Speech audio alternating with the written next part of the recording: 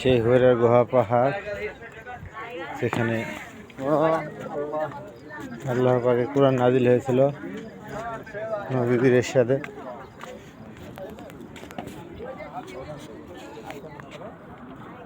এই সেই পাহাড়, এখন আমরা অবস্থান করতেছি পাহাড়ের উপরে চূড়ায়। হীরার গুহার ওখানে প্রচুর লোক জমায়েত হয়েছে, ওখানে ভিতরে যাওয়া যাচ্ছে না। এটা সেই হীরার গুহা, এটাকে বলা হয়।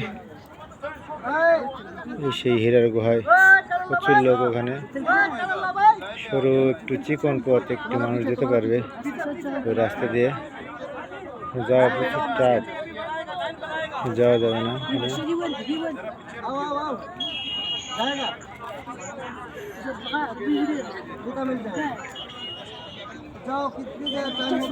হারাম শরীফ এখান থেকে দেখা যাচ্ছে।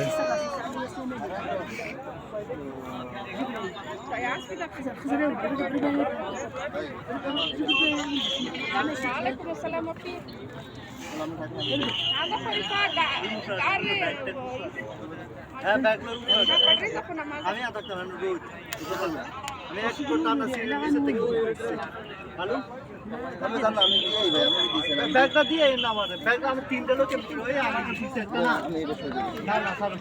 আমি আছে না, আমরা তো ইয়ে করে